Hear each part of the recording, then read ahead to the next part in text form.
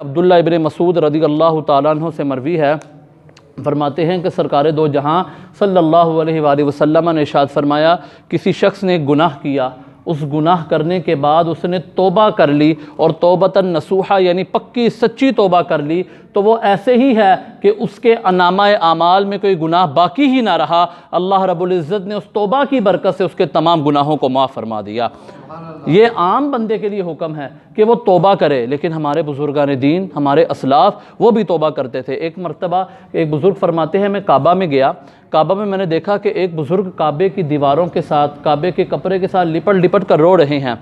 میں نے دیکھا کہ ان کا اخلاص اور ان کی بردباری اتنی تھی، ان کا خوف خدا، ان کا تقوی پرہیزگاری اتنی تھی کہ اس دعا میں اتنی کیفیت تھی کہ لوگ جو بڑی دور دراز سے آئے تھے وہ اپنے معاملات کو چھوڑ کے، اپنی دعاؤں کو چھوڑ کے اس بزرگ جو کعبے کی دیواروں کے ساتھ لپٹ لپٹ کے دعائیں کر رہا ہے اس کی دعا میں شامل ہو رہے ہیں۔ لوگوں نے پوچھا، بزرگوں بتائیں وہ بزرگ کون ہیں جو کعبے کی دیواروں کے ساتھ لپٹ لپٹ کے دعائیں کر رہے تھے، جن کا اخلاص اتنا تھا، اور وہ بزرگ جو کعبے کی دیواروں کے ساتھ لپٹ لپٹ کے دعائیں کر رہے تھے وہ کہہ رہے تھے، یا اللہ تجھے اپنے محبوب کا واسطہ ہے میرے گناہوں کو معاف فرما دے، یا اللہ اگر تو نے میرے گناہوں کو معاف نہ کیا تو مجھے قیامت والے دن اندھا اٹھائیں، میں نہ تیرا سامنا کر سکتا ہوں، میں نہ تیرے حبیب کا سامنا کر سکتا ہوں، نہ تیرے حبیب کی امت کا سامنا کر سکتا ہوں، تجھے اپنے رب ہونے کا واسطہ ہے، یا اللہ میرے گناہوں کو معاف فرما۔ اتنا عشق، اتنا خوف، اتنا تقوی،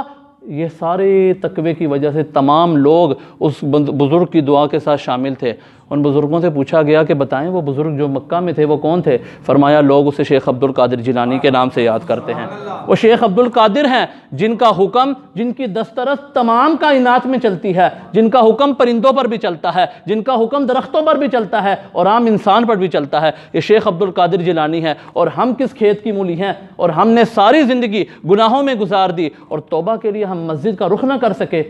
یہ کیا وجہ ہے؟ یہ ہمارے گناہ کی زیادتی ہے، یہ گناہ کا ہی سبب ہے کہ ہم رجوع اللہ نہیں کرتے، ہم اپنے گناہوں سے توبہ نہیں کرتے۔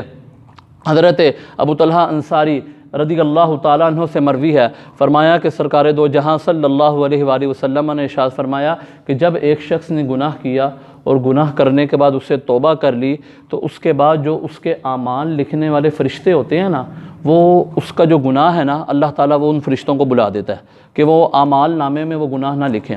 پھر اس کے بعد جو اس کے اعضاء، کیونکہ جب بندہ گناہ کرتا ہے قیامت کا روز ہوگا نا، اللہ تعالیٰ بندے سے پوچھے گا، بندے تو نے یہ گناہ کیا، یہ گناہ کیا۔ اب وہاں پہ کچھ بندے ہوں گے وہ ڈٹ جائیں گے، نہیں میں نے تو یہ نہیں کیا، میں نے یہ گناہ نہیں کیا۔ لیکن یاد رکھنا، جس نے اپنا سر جھکا لیا اللہ رب العزت کی بارگاہ میں، یا اللہ میں گناہ گار تھا، میں سیاہ کار تھا، میں نے یہ بھی گناہ کیا، یا اللہ میں نے یہ بھی گناہ کیا، یہ بھی گناہ کیا، میں نے جھوٹ بولا، یا اللہ میں نے یہ بھی گناہ کیا۔ جس نے اپنا سر جھکا لیا اور کہا یا اللہ تیری ہی رحمت ہے، ان رحمت اللہ قریب من المحسنین، یا اللہ تیری ہی رحمت ہے، تو ہی معاف فرمانے والا ہے، واقعتاً وہ بخشا جائے گا۔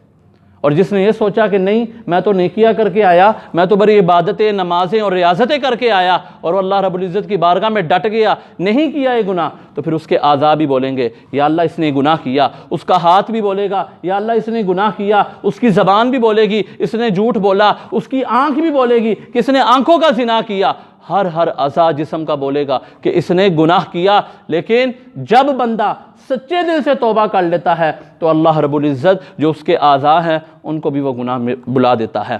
پھر زمین پر جو اس گناہ کے اثرات ہوتے ہیں اللہ رب العزت وہ اثرات کو بھی ختم کر لیتا ہے، لیکن یہ تمام معاملات تب ہوں گے،